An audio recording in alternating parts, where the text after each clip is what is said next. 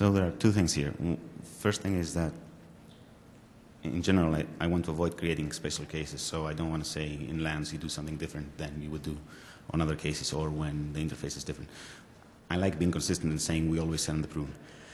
Secondly, there are two reasons why the prune is probably, the prune storm is probably not going to happen. First one is that first one is that we actually do have delays for overriding joins and prunes on LANs. So it's likely that RPF changes may happen within that interval. Secondly, even if they don't, what will typically happen, even if there is a single downstream router on the LAN switching RPF neighbor, is that the router will send a join to the new RPF neighbor and a prune to the old one. Now, the old RPF neighbor is not going to stop forwarding for whatever period we have specified for the override, which is, I think, if all the routers are compliant to the new PIM spec, it's something around 3 seconds. So if even one data packet shows up in those 3 seconds, which is likely to do, then it will be an assert. And that will make every downstream router point to the new RPF neighbor. So, again, no storm. I really do not want to see a special case for this. That second case won't happen if this LAN stops being a transit altogether. Yeah. If your new RPF neighbor is on a different interface.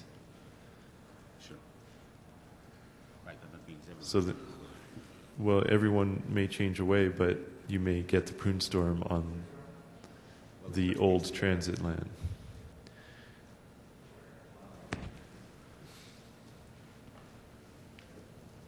So we still haven't decided what we're doing.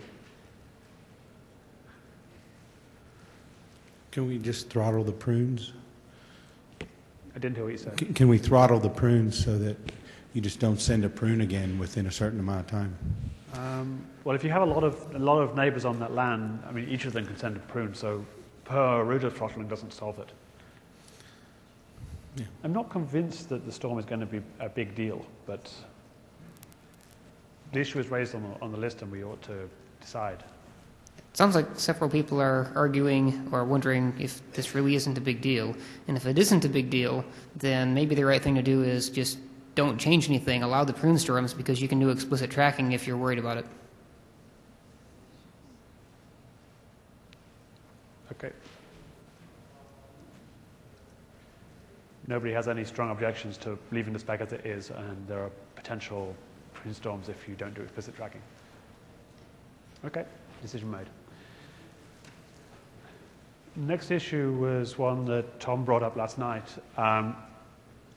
The spec doesn't have any special cases for point-to-point links in the DR election algorithm.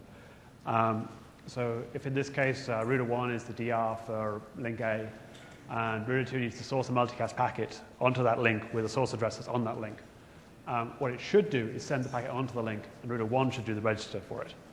That's what the spec says. There's no special cases. It turns out some of the implementations don't do that. In fact, the two largest implementations don't do that. So what happens here is that router 2 would basically go, well, this is a point-to-point link, I'll register it directly. The problem is that mixes of the two really won't work. Either the packet will get registered twice or it won't get registered at all if you have a mix. So wanted to raise this. I think the spec is correct, and I think the implementation should be fixed, but I wanted to give people a chance to object.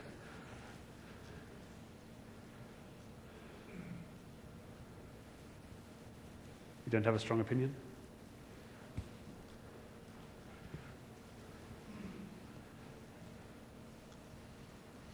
So I agree with you, but then I'm not one of those two. But I would also point out that that it could be slightly worse. I don't know whether it actually is in practice.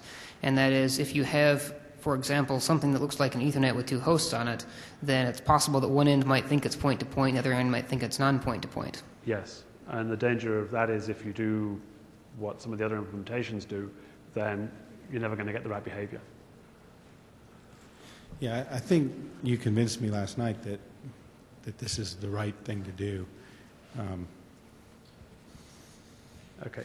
So I guess I'm not going to object. Good. I just wanted to make sure that people had a chance to have this aired. Again, the no special cases rule applies. And also, this is a very unlikely thing to hit because routers don't generally source multicast traffic. So.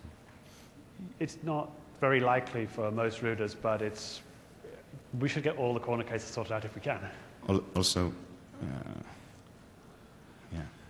also the thing is that the spec doesn't currently deal with anything like saying point-to-point links. All we have done is any optimization that can happen on a point-to-point link, we deal by saying that if there is just one PIM neighbor rather than more. So. Yeah.